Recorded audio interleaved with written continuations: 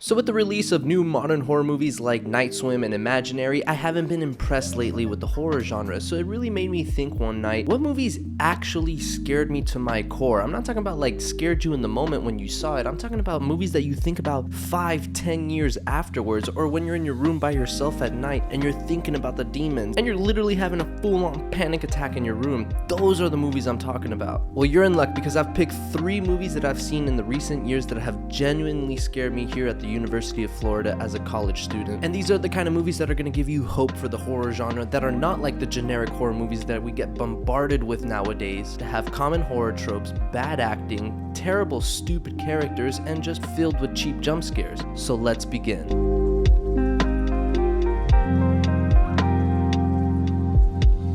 The first movie I want to talk about is the Texas Chainsaw Massacre, and I'm not talking about the 2003 remake, which is also a great movie that has Jessica Biel in it, and she is really hot in that movie, but that's besides the point. No, I'm talking about the original classic Texas Chainsaw Massacre, directed by Tobe Hooper. That movie is genuinely a terrifying experience, and there are 2 scenes in that movie that I think about to this day, and I don't think I could ever get them out of my head. And the first one is the meat hook scene. Even if you haven't seen this movie, you've probably heard about it or seen clips of it somewhere, because it is such an iconic moment and it's so gut-wrenching to watch. I'm not going to even break it down right away. I'm going to let you watch it for yourself, so if you don't like graphic content, definitely don't watch this.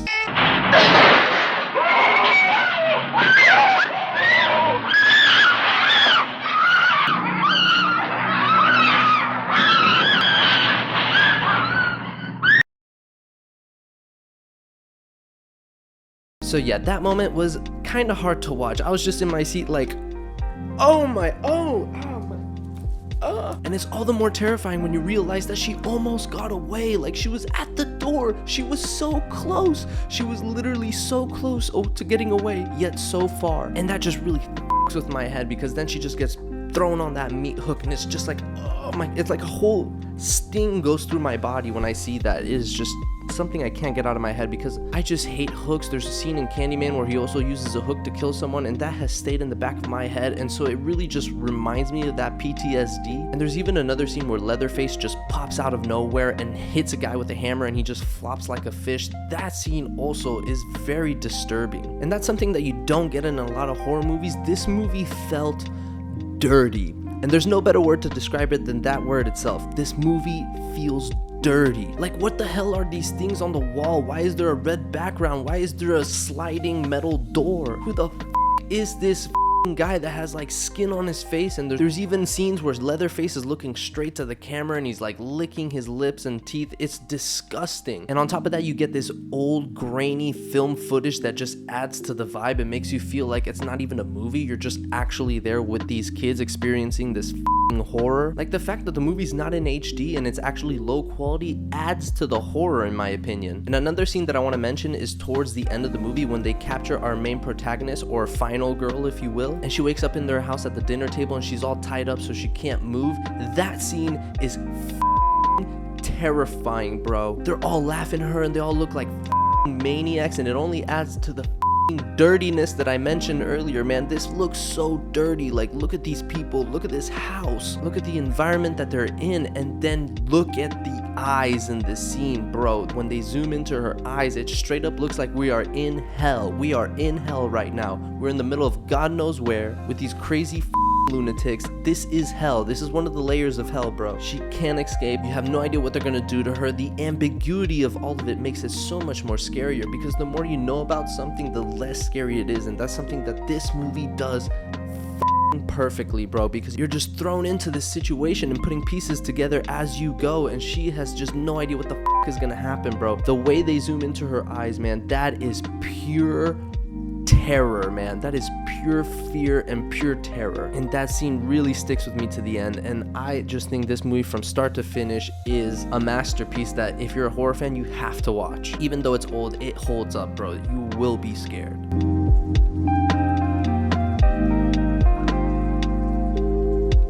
The next movie I want to talk about is Hell House LLC Origins: The Carmichael Manor. And this is the 4th movie in the franchise. The original movie is called Hell House LLC, which is also a really good found footage horror movie. I've also made a review of that movie on my channel, but out of the 4 movies in the franchise, I gotta say the 4th one in my opinion is the scariest one. Like, if there's one that I'm gonna come back and rewatch time and time again, it's gonna be the 4th one, The Carmichael Manor, because this movie genuinely scared me. Now, was I extremely high on edibles when I saw this movie? Yes. However, I still think it's a scary movie even if you're sober, because bro, I'm telling you, this movie has some great scary scenes. And I think a big reason for that is because it is a found footage movie, so it really immerses you into the experience. But at the same time, the found footage genre has become so oversaturated lately. Like, there's so many movies that it kind of feels like it lost its magic. It's not quite the same anymore like back in the Blair Witch days where everyone thought this shit was real. The gimmick is out, it's been overused, and it's just kind of been played out at this point. But this movie somehow finds a way to recapture that magic. I am telling you, you feel like this is real. And I think it's because they shot it in a mockumentary style way where it feels like you're watching a docu-series and then all of a sudden you're watching found footage tapes of the victims. And the acting is so good, the chemistry between the characters, because they're supposed to be like family and romantic partners, like they really feel close to each other. You really buy their emotions, and you're hopping back and forth from like interviews feeling like this is something you're watching on TV or something that's real. I don't know what it is, bro, but it just work, man. You really feel like you're watching something creepy. And the best part is that the scary scenes drag out to eternity, bro, which is great, because the worst part about scary movies are cheap jump scares, and this movie has none of that. Because like Alfred Hitchcock once said, there's no fear in the bang, only the build up to the bang. I'm close enough, come on. Let me give you an example. This scene right here was the scariest scene in the movie to me, so if you don't want it to get spoiled, skip about a minute. But one of our main characters is having a Zoom call with one of her clients, and she's showing pictures of a house that she's interested in buying. And as she's scrolling through the pictures, it starts to show pictures of the house she's staying at currently, and then it starts going inside the house and getting closer and closer to the room that she's in right now. And even the person on the other side of the Zoom call is realizing something creepy is happening, and the tension is just building up as the scene goes, and you can see the fear in her face as she's realizing everything. And then you see a figure, and then it gets closer and closer, and then you get the jump scare. And let me tell you what, the jump scare is the least effective part of the scene. To me, that entire build up, I mean, maybe it's because I was on edibles, but I was losing it, bro, in my bed. I was like, oh my god, it's in the room, it's in the room. And this movie is filled with those type of jump scares. Like, you're just gonna get slow, creepy, tension building scenes where you're literally gonna be uncomfortable in your bed watching this movie. Like the scenes with the clowns that only move when you look at them, and then when you look away, then they're closer. Or scenes like this where you see a hand and like it just builds up. And I mean, it really pushes it, man. Like, they try to extend that suspense as long as possible, bro, and it's just dreadful, bro. Like, you're just dreading the moment. That is scary to me, especially, you know, if you're on the devil's lettuce. But yeah, if you have a fear of being alone, isolated in a house, far from any help, this movie is the movie, man. You're gonna get creeped out. There's some creepy imagery, and to me, it is one of the movies that has genuinely scared me to my core that I've seen as of late.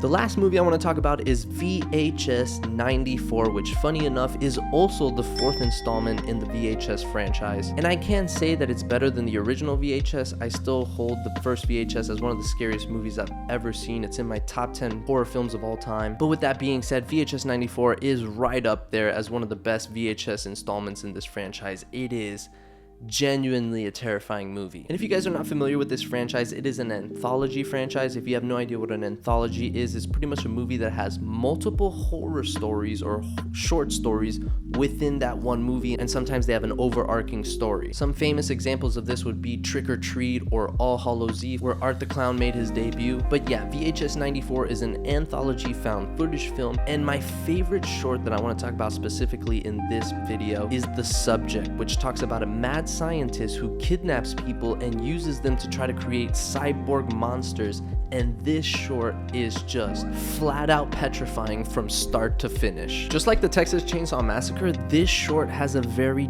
dirty aspect to it. It just feels uncleanly. Like, there's a bunch of surgeries happening around. None of it seems sanitary. There's blood all over the place. The mad scientist looks just like that. He looks like an insane mad scientist. And everything is just very creepy as you're watching it from the perspective of one of the victims because it has a camera installed in it. But when this short really gets terrifying is when the SWAT team arrives and all hell breaks loose. And then you get the monster cyborgs coming out and fighting the SWAT team. And I'm about to spoil the best looking monster in this short. So if you're interested in getting surprised, skip this part of the video. But here it is in 3, 2, 1. I mean, look at that thing. That thing scared the shit out of me when I watched it, bro. What the is that, man? That used to be that dude at the beginning of the short. So yeah, if you just want to watch gnarly cyborg monsters up a SWAT team and it's just scary from start to finish, how this scientist made these grotesque inventions between human and machinery, this is the movie for you. And on top of that, there's a bunch of other scary shorts within the movie, not just the subject. Like for example, Storm Drain, which has also been very popular on the internet because of the monster Ratma. That is also very scary. So the movie as a whole is really scary from start to finish. I think it's the best VHS since the original. I still hold the original as the greatest one. But as far as a movie that came out in the 2020s that's genuinely scary, that genuinely keeps you on the edge of your seat, that genuinely has horrific imagery throughout the movie, VHS 94 is the best one. I mean, there are some truly sick